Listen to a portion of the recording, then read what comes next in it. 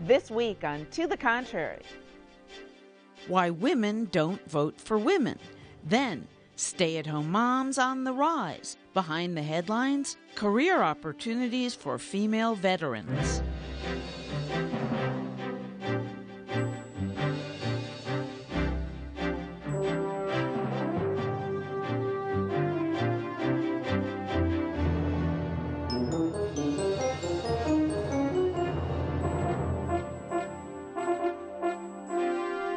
Hello, I'm Bonnie Urbay. Welcome to the Contrary, a discussion of news and social trends from diverse perspectives. Up first, Kathleen Sebelius resigns. Sebelius is stepping down as Secretary of Health and Human Services. Since the rocky, some would say disastrous, rollout of Obamacare, Republicans have been calling for her resignation. The resignation, which was reportedly her choice, was timed to coincide with more positive news that 7.5 million Americans had enrolled in healthcare exchanges. Obama's pick to replace Sebelius is Budget Director Sylvia Matthews Burwell. So, Jennifer Marshall, was Sebelius the fall guy for Obamacare? Secretary Sebelius had an impossible task to implement Obamacare. It's an unworkable, unaffordable law that a majority of Americans oppose, and that's not going away. Well, she was a fallback, but she did an elegant job, and she definitely left it on her own terms. Kathleen Sebelius was my governor for 6 years. She is a wonderful administrator, and she was a wonderful governor of our state. Obamacare did not fail because she was a bad administrator. I agree. She's not the fall guy. And what portends well for this transition is that Senator John McCain has already tweeted that Sylvia Burwell is an excellent choice for a replacement. Okay, but if she's not the fall guy, why'd she leave? Well, I think, it obviously did not go well. I think if you would why was that? a fall guy, she would have been fired immediately. And she wasn't fired immediately. And I think the president was wise to get through that milestone we've all been sort of looking at, which is that 7 million sign-up. They achieved that. She gets to leave with some grace. She was a policy person they brought in. She was one of the top 5 governors in the nation, according to Time magazine, when she served in politics. But it could be you needed somebody who was a management person. You know, it was Jeffrey Zients who came over from the OMB to kind of clean up the mess with the IT problem they had with Obamacare. And now we have Sylvia Burwell coming over. She also very strong on management, not only worked as the Assistant Chief of Staff for Clinton, also worked for the Gates Foundation and ran the Walmart Foundation. So she's got a great background. But what's this going to do to Republicans and Obamacare in the upcoming elections? Well, I think that's actually an excellent question, Bonnie, because I actually do think that she was the fall guy for Obamacare. I think it makes it much more difficult for Republicans to run on this issue in November, because when they can't pass the program's still in place. Yeah, the problems with the program are not going away, and that is going to be the story for a long time. You cannot create a massive centralized healthcare system like this. This will not work for our country. You have to allow more patient empowerment, not get in between patients and their doctors, and that's what centralization of healthcare, as Obamacare does, has created for our country. Well, it seems to be, the prediction is for massive losses for Democrats in the House and Senate, maybe even losing the Senate.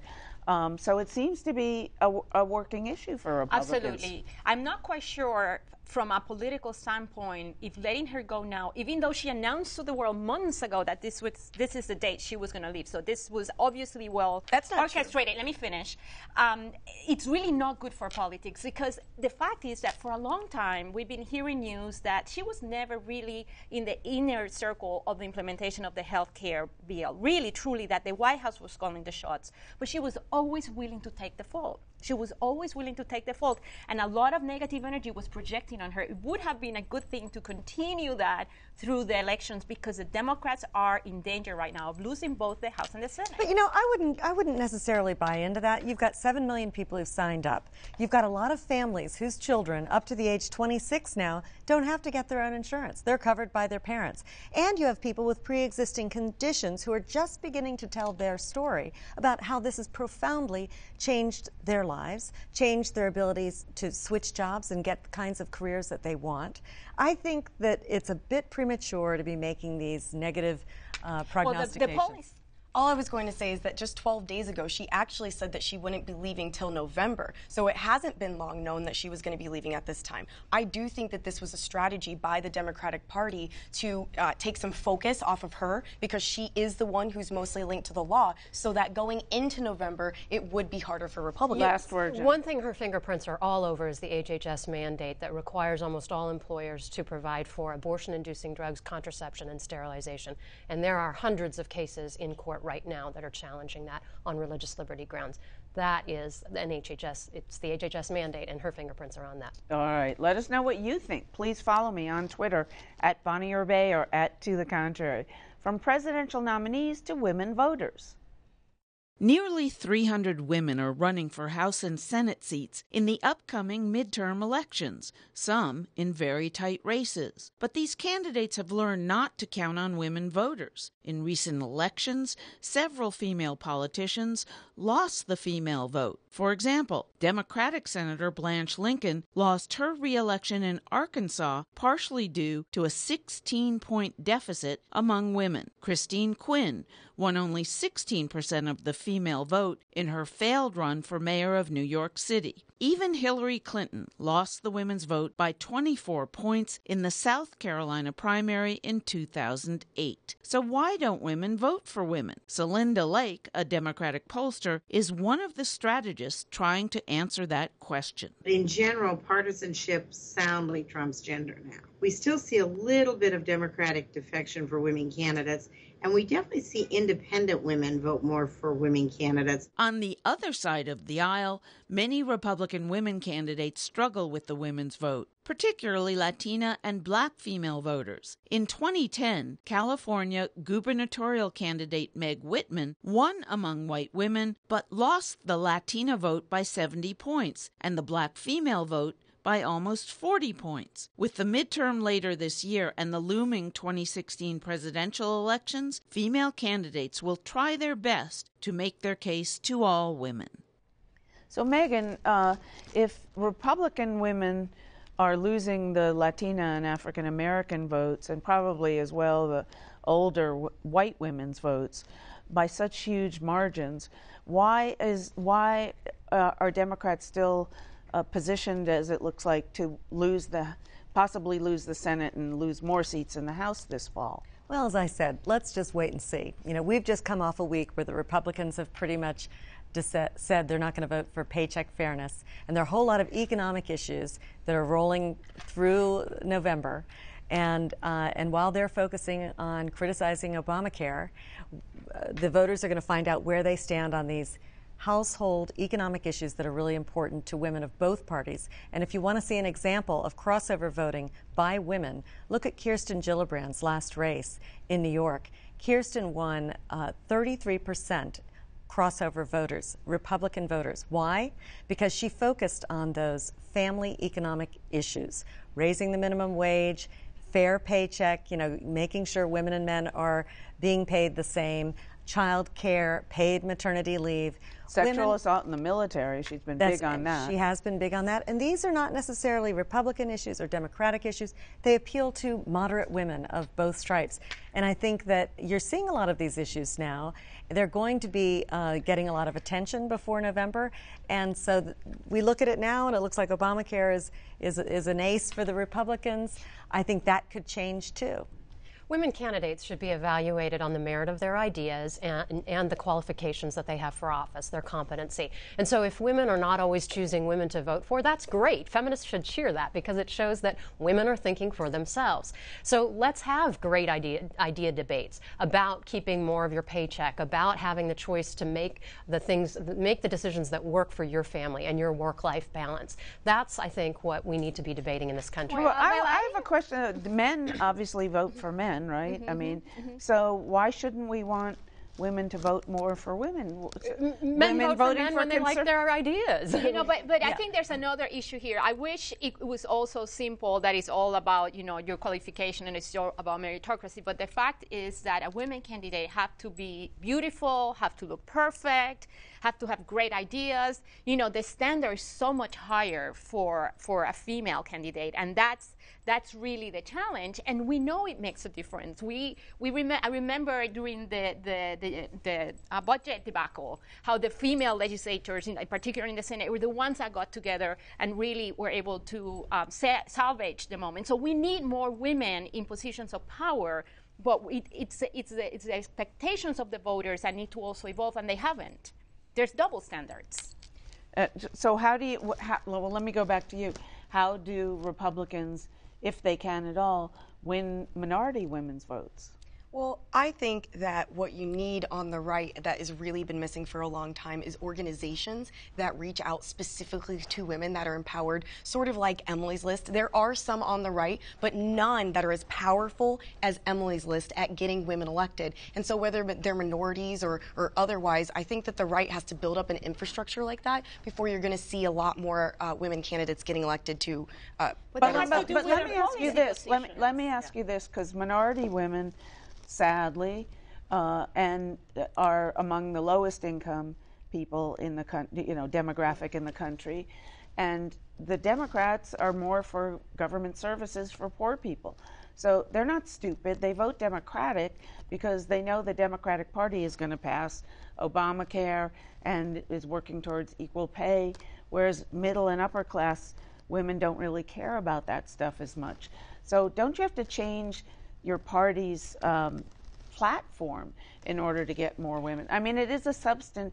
A poor woman is not going to vote Republican if she thinks she's going to lose welfare or Obamacare. Well, it's not just minority women, obviously, that Republicans have a problem with. They have a problem with minorities, period, and young people. And the reason I mention young people is because there are also people who like to get government services. They don't have a lot of money. What Republicans need to do is a better job of articulating that if you vote for the Republican Party, instead of giving you a bunch of free stuff from the government, we're going to help you get the opportunity to have the money to get those things for yourself. Low-income moms talk all the time about wanting safe and effective schools for their children as well, and hoping for better for their children. So I think that's a huge area for conservatives to connect with. But the other area is immigration. I mean, you can't, a lot of particularly among the Latina, the positions on immigration of the Republican Party are completely unhelpful. And what it's coming down to in this discussion is, I think that to say, why aren't women voting for women, you wouldn't want to vote for someone who didn't have positions that were congruent with the way you see how the democracy should work. So I think it's better to look at women as being thinking members of the electorate who will vote on something more than just gender. Exactly. And to close, I want to say one of my closest childhood friends, I'm from Manhattan, did not vote for Kathleen Quinn, even though she's a woman and she is a lesbian, because she thought that Kathleen Quinn was owed too much to the real estate market, and my friend is very much for rent control. So again, there's an issue where, you would think somebody would want to vote for somebody, but it didn't turn out that way. From voting to raising children. More mothers are full-time homemakers. Although most families today need 2 incomes, a Pew Research study finds 29% of mothers stayed home to raise children, that in 2012. That's up from a low of 23% in 1999.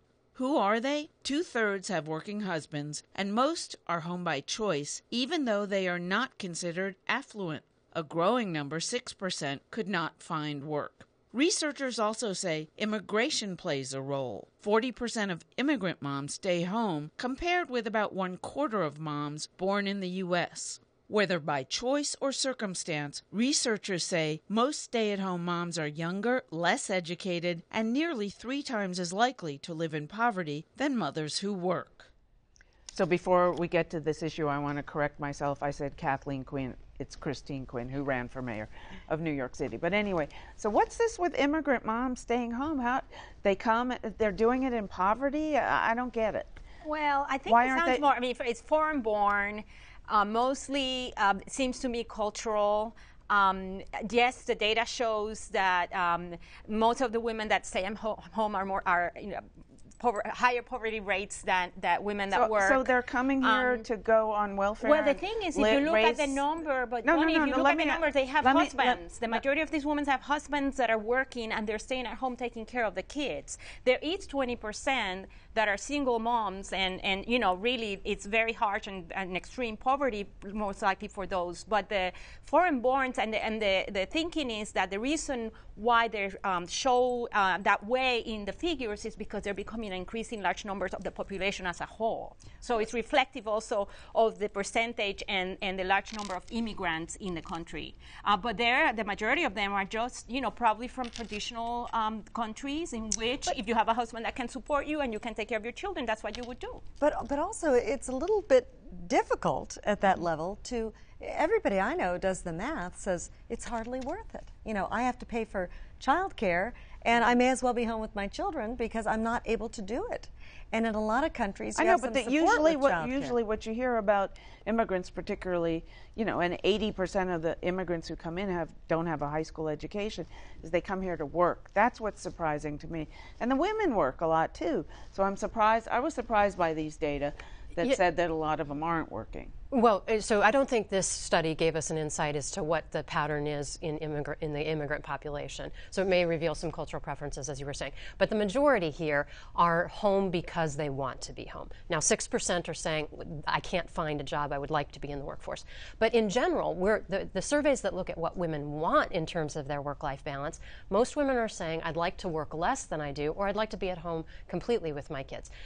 We want an economic system where we have the most freedom to make that choice. Each of us for ourselves, for each married mother for her, and every mother for her family needs. That should be the environment that we create with our economic policy. If we're seeing a rise in those who aren't able to, who are saying they're staying home because they can't find the job that they want, that's a problem, and we need to address that. And I agree with what you were saying about how a lot of it, if you by the way, the answer to that, education. It's the answer to everything. You got an education, you're not higher poor. Higher education specifically. But I do agree with what you were saying about the economics of the situation. I have a friend who is having twins right now, and her husband did the math and determined that it didn't really make sense for her to go back to work. She wanted to be at home with the kids because a nanny for two is very, very expensive, and when she could just stay at home and be with the kids. And I know not everyone's having twins in this survey, but I do think that that's what a lot of women are thinking. But you know what happens? I mean, this is the thing, you know, when you're young and you think, oh, I'll stay home for a few years. But I do think you need to think about it very carefully, because if you're not at least keeping your hand in, then when you want to go back and when the kids are in school all day, you may decide that you want to go back. It can be difficult. I know so many. That's the thing. I know so many women 50 plus looking for work. They can't find it, or it takes years to find a crummy job. And so isn't that a kind of a scary trend? That is, for me, the concern. When I read the story, that's what concerned me the most, because we talked about it in the program. We've seen the data. Leaving the workforce is very hard to come back, and the other thing is, especially what if hard that to husband move up leaves you? and make good salaries and get into positions of influence. You're in the messaging business about tobacco. Why aren't we messaging young women and high school kids? You know, you better, if you take time out, you're going to cost yourself. I totally agree with you, and that's the reason why I'm concerned every time there's a story about the Harvard graduate that decided to stay home with the kids. It's like it's the best idea ever, and I think that is not. People need to understand fully the consequences of can I tell you what happens? I think they are getting you go girl messages right and left. The message that I'm concerned that we're not holding up as much anymore. Which you go girl? You go girl. You know, get a couple of degrees, get the best career you can, and don't quit until you get to the top. What we're having less cultural discussion about is starting a family. And the flip side of what you're talking about is waking up 35 and 40 and not being, you know, past your biological clock. So there's a lot of opportunity for regret here, and let's have a full conversation about all the choices. No, it's true. In fact, you know, I tell young women in television, don't forget your personal life, because a lot of people do. But also 20% of Americans like myself are child-free by choice. Yes. And I'm thrilled that I got to live an incredible life that I never would have had if I stayed home with children. Well, let me But tell that you was about your choice, Bonnie, and you thought through it. And I think you have a good point. I'm going to give it to you. I think, and I do also when I advise professional women, because we tend to relate to people that are actually more into the career than the families. Don't forget the family. Have a balanced life. But if you leave the workforce, it's a big risk, and it can put you in poverty. But can I tell you about Switzerland? Switzerland, they run the whole thing as though everybody's going to stay home with their kids. In fact, they don't have a school lunch program because mothers assume to be there cooking the meal. And what happens is they have a 50% divorce rate, just like us, which kind of surprised me because I thought with this sort of environment where they kind of set it up so that mother stays at home, I thought, oh, this is like maybe they should be great. setting it up. Maybe so it's good both for the family. I thought this is the focus group. Is this good for the family to have these traditional roles because it's really hardwired into the culture? And they have a 50% divorce rate. The husband then leaves. The wife is kept economically at that level because she's still making lunch. Her career does not. All right, continue. but let me tell you where the that's children are living in reduced we have a circumstances. documentary coming up about the last stage of feminism is getting men to do half the home care and the child care, and it's really true, and that's where Switzerland's program and other programs even like the it men are don't like wrong. it because they think they other need- countries have programs where the men have to do half the maternity paternity leave, and that's where women are doing much better. Behind the headlines, more American women are serving in the military, and that translates into more women veterans. Their experiences, both in and out of the service, often differ from those of male vets. That's why a special coordinated effort is underway to address their employment needs.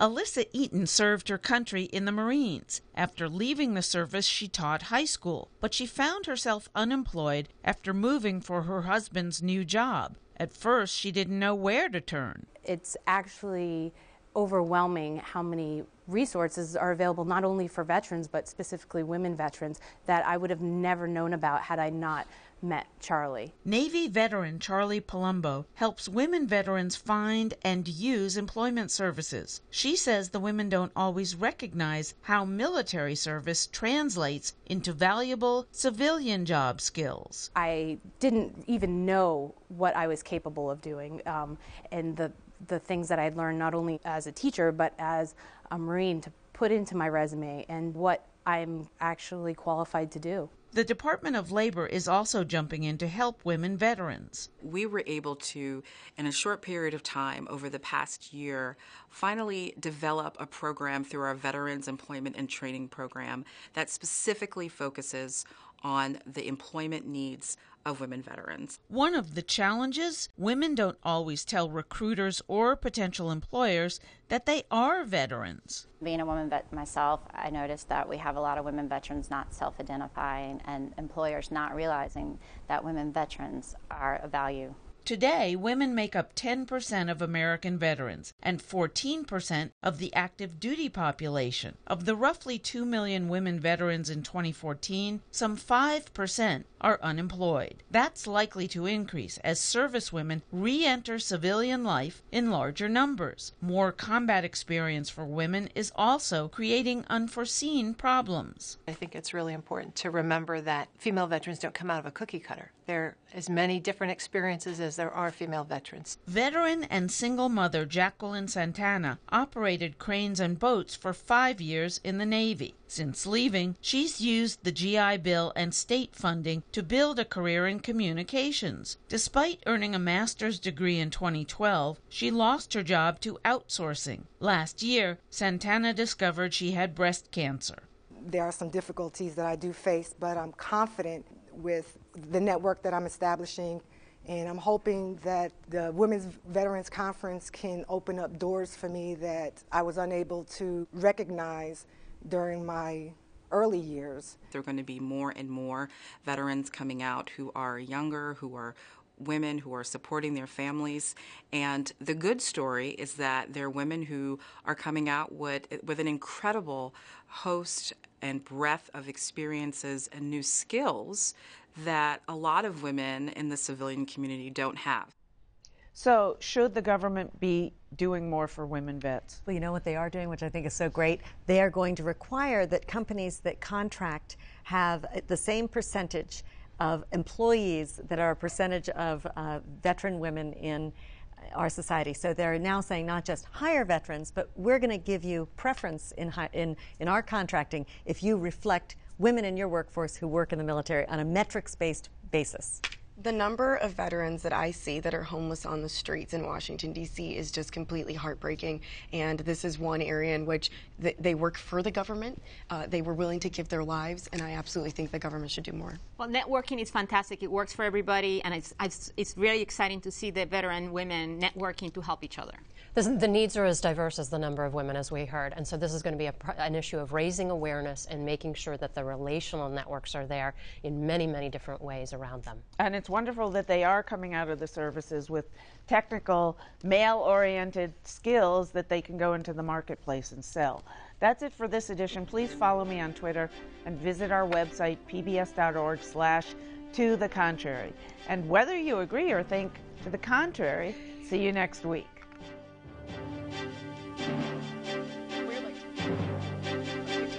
What did you say, a minute each? I know.